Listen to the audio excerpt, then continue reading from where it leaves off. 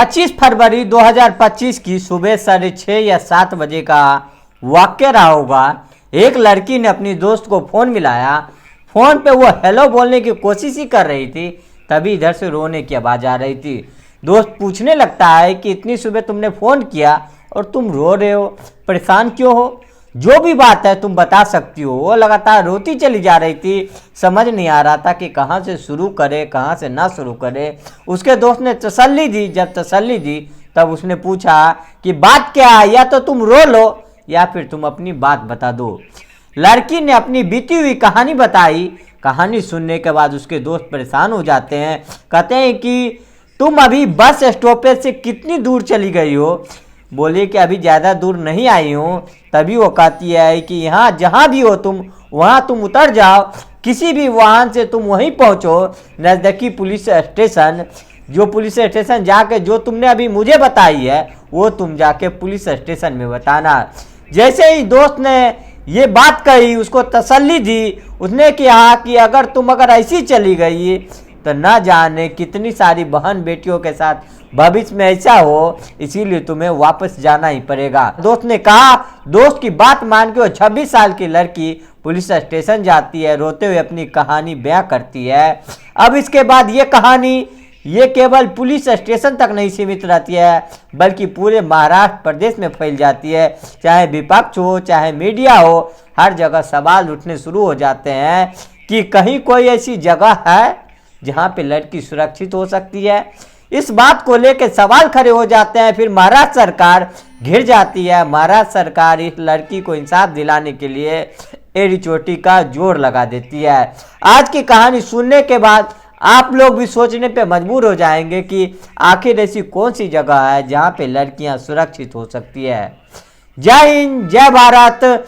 मैं कौशल। आज की जो सच्ची घटना मैं आपको सुनाने जा रहा हूं, ये सच्ची घटना है महाराष्ट्र प्रदेश की पुणे शहर की।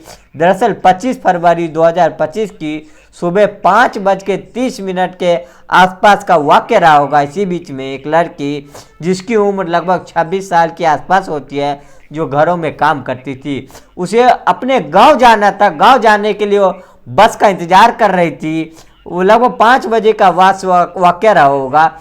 जैसे ही अंधेरा था, वो लड़की इंतजार कर रही थी कि कोई बस उसकी गांव के तरफ जाएगी तो उसमें बैठ जाएगी। इसी बीच में एक लड़का आता है जिसकी उम्र 35 साल होती है। वो आता है, वो हाथ जोड़ के वो नमस्ते करता है कि दीदी नमस्ते, आप ठीक हो? लड़की सकपका जाती है, बोलता है कि मैं तो आपको नहीं पहचाना भैया। बोला कि वो आप मुझे नहीं पहचाने, मैं आपको पहचान लियो, आप शायद बस का इंतजार कर रही हो, आपको अपने गांव जाना है या घर जाना है। जैसे ही लड़की ने यह बात सुनी, लड़की खुश हो जाती है कि गांव तो जाना है। लड़का बोलता है कि कौन से गांव जाना है, कहाँ जाना है। दरअसल ये जो पुणे का स्टेशन है, जिसका नाम स्वारगेट बस स्थानक इसका नाम है स्वारगेट, तो वो कहता है कि यहाँ से पूरे महाराष्ट्र प्रदेश के लिए बस मिलती है। अब आप बस मुझे ये बता दिए जाना कहाँ है आपको। लड़की कहती है कि मुझे सतारा जिले का एक गांव लगता है फलटन, वहाँ मुझे जाना है। लड़का कहता है कि दीदी आप परेशान क्यों होते हो, आइए मैं आपको बस तक लेके चलता हूँ। वो लड़का बस स्टॉपेज पे एक बस खड़ी होती है जिसका MSRTC यानी कि महाराष्ट्र राज्य सड़क परिवहन निगम की जो बस थी, जिसका नंबर होता है MH06BW3019, जिसपे बड़े बड़े अक्षरों पे लिखा था शिव साई। वो बस खड़ी है, एयर कंडीशन बस होती है। एयर कंडीशन के बस पे जाके खड़ा कर देता है कि दीदी आप इसमें जाके बैठ सकती हैं। जैसे ही लड़की ने देखा, गाड़ी में पूरा अंधेरा था क्योंकि अभी तो सूरज भी नहीं निकला हुआ था, पूरा अंधेरा था। वो लड़की बोलती है कि भैया अभी तो अंधेरा हो रहा है पूरा अंदर में। वो बोलता है कि आप बिल्कुल परेशान नहीं हो, टॉर्च जला के आप अंदर जाके देखना, आपको देखने के बाद पता चल जाएगा कि कई ऐसी यात्री हैं जो रात भर के थके हुए सो रहे हैं, इसीलिए बस थोड़ी देर में अब चलने वाली है। जब लड़की को ये कहा गया कि आप अपनी मोबाइल की टॉर्च जला के अंदर जाके देख सकते हैं, यात्री अगर आपको दिखाई देना तो अंदर रुकना, नहीं दिखाई दे तो आप चले जाना। लड़की को भरोसा हो गया। वैसे भी जो इतने प्यार से बात कर रहा था, दीदी कह के बात कर रहा था, उसने इतनी जान पहचान जो बना रखी थी, वो दावा कर रहा था कि वो लगभग 10 साल से यहाँ काम कर रहा है। देखते ही सवारी को पहचान लेता हूँ कि कहीं ना कहीं जाना होता है। लड़की जैसे ही अंदर जाती है, जो एयर कंडीशन बसें होती है उसकी जो खिड़कियाँ होती है वो हमेशा बंदी होती है, क्योंकि वो शीशा से पैक होता है। वो शीशा जो खुलता नहीं है, बटन से बंद होता है, हाथ से नॉर्मल शीशे की तरह बंद नहीं किया जाता है। खिड़की जो है खुली हुई थी। अंदर जाने के बाद जैसे ही टॉर्च जला के देखा, टॉर्च जलाने के बाद पता चलता है कि जिस दरवाजे से वो अंदर गया था वो दरवाजा बंद हो चुका है। बाहर का जाने का कोई रास्ता नहीं है, चीखने चिल्लाने का कोई मौका नहीं था। और उस लड़की के सामने वो लड़का खड़ा था जो कुछ देर पहले उससे दीदी दीदी करके बात कर रहा था। उस लड़के ने उसके बाद, जिसकी उम्र लगभग 35 साल के आसपास रही होगी, उस 26 साल के लड़की के साथ गंदा काम कर दिया, घिनौना कृत्य किया। जब उसका मन भर जाता है, वो लड़की चीखती है, चिल्लाती है, अपनी जान बचाने की कोशिश करती है, लेकिन वह आवाज़ें थी वो बाहर निकल नहीं पा रही थी। लड़की समझ नहीं पा रही थी कि आखिर बात क्या है। दरअसल एयर कंडीशन होने की वजह से वो बाहर आवाज़ जा नहीं पा रही थी। हालांकि थोड़ी बहुत चहल वहल होने लगता है, आसपास बसें भी खड़ी होती है, इक्का दुक्का लोग भी आ रहे हैं जा रहे हैं।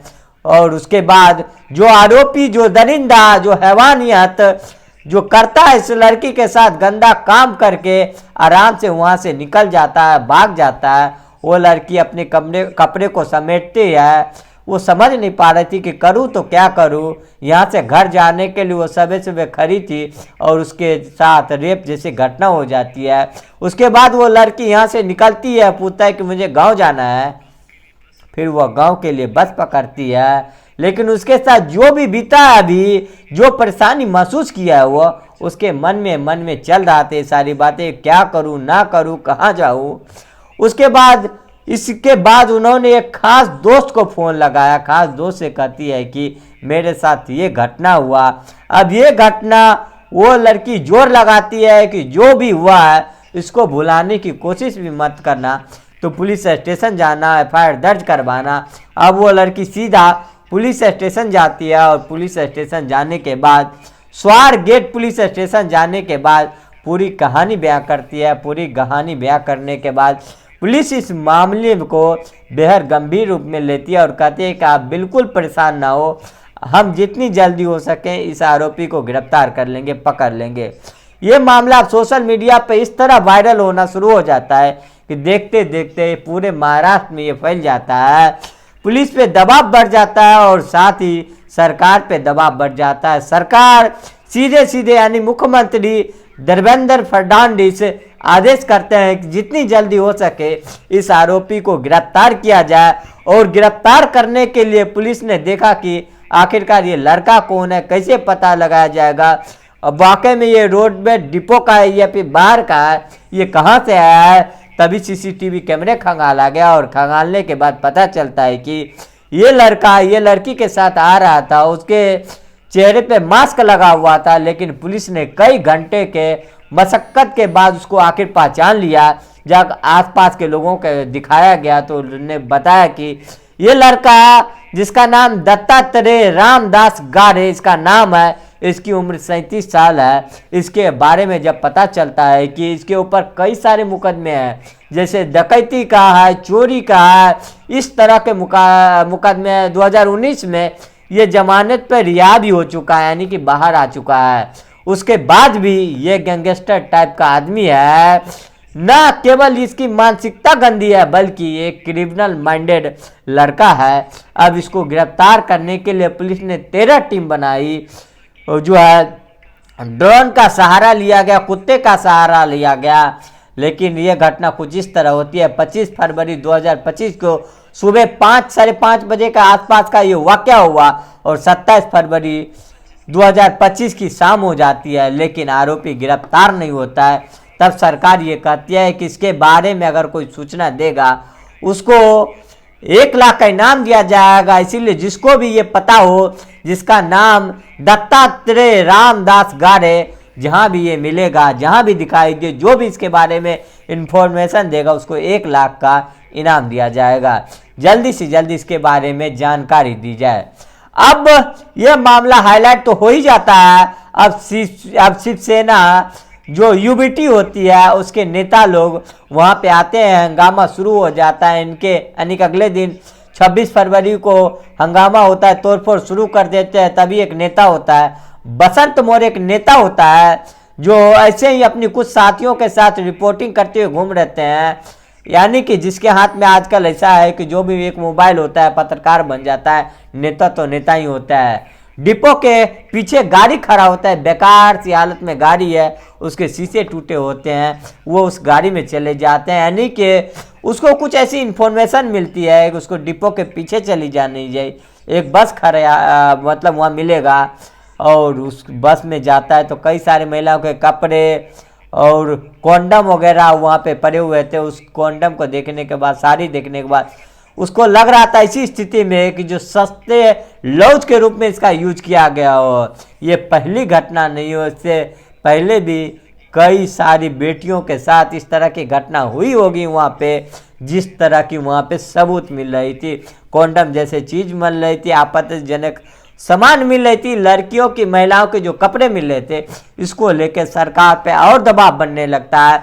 आखिरकार पुलिस इस आरोपी को गिरफ्तार करने के लिए पूरी कोशिश करती है। मुख्यमंत्री ने भी साफ साफ बोल दिया, चाहे डिप्टी सीएम हो, चाहे मुख्यमंत्री देवेंद्र फडणवीस हो, उन्होंने साफ साफ बोल दिया कि आरोपी चाहे कोई भी हो, किसी का भी रिश्तेदार हो, किसी का खास व्यक्ति हो, कोई भी हो सकता है, लेकिन उसको किसी भी कीमत पे बख्शा नहीं जाएगा। कोशिश करेंगे कि उसको फांसी के फंदे तक पहुंचाया जा सके। इसके लिए बस थोड़ा सा समय चाहिए। पुलिस भी जब मीडिया में जब रिपोर्ट की है, बताया कि इस तरह की घटना हुई है, लड़की हमारे पास आई है और हम पूरे ईमानदारी से काम कर रहे हैं। परिवहन मंत्री जिसका नाम होता है प्रताप सर नाइक, उन्होंने तय सुरक्षा गार्ड को वहां से बदलवा दिया, क्योंकि यहाँ पे जो सुरक्षा गार्ड लगा हुआ था बस स्टॉपेज पे, आखिर उसकी ड्यूटी कहाँ था उस टाइम पे, वो क्या कर रहे थे, जिसकी बस थी वो आखिर कहाँ था उस टाइम पे, कैसे उसके दरवाजे खुल गए, जबकि ना इसका कोई ताल्लुक कंडक्टर से था ना डायरेक्ट ड्राइवर से था। जब उससे किसी से जब लिंक ही नहीं थे तो वो दरवाजे कैसे खुले। एयर कंडीशन के दरवाजे जो होते हैं गाड़ी के, जब तक चाबी नहीं लगती है, तब जब बटन नहीं दबता है, तब तक दरवाजे नहीं खुलते। इसका मतलब है कि यह किसी ना किसी से लिंक जरूर हो रहा है। जांच पड़ताल की जा रही है। इसके पीछे जितने भी आरोपी होंगे, पुलिस इसे दावा करती है कि उसे किसी भी कीमत पे बख्शा नहीं जाएगा और ये समाज को संदेश दिया जाएगा कि बुरे काम का बुरा नतीजा होता है। साथ ही कुछ लोगों ने इस घटना को साल 2012 में जो दिल्ली में निर्भया कांड के साथ एक घटना हुई थी, उस घटना के साथ भी इस घटना को जोड़ा जा रहा है। कहा जा रहा है कि बसों में, खास करके सरकारी बसों के, रोडवेज बसों में सब लोग अपने आप को सुरक्षित महसूस करते हैं और यहाँ पे जो घटना घटी है वो रोडवेज बसों में घटी है और इस सरकारी जगहों पे घटी है। अगर सरकारी जगह, सरकारी वाहन अगर सुरक्षित नहीं है तो ऐसी कौन सी जगह है जहां पे लड़कियां, महिलाएं सुरक्षित हो सकती है। दोस्तों, ये पूरे घटना क्रम को सुनाने का उद्देश्य किसी को परेशान करना नहीं, किसी का दिल दुखाना नहीं, बल्कि आपको जागरूक करना, आपको सचेत करना है। बाकी इस वीडियो में इतना ही। मिलते हैं नेक्स्ट वीडियो में, तब तक के लिए जय हिंद, जय भारत।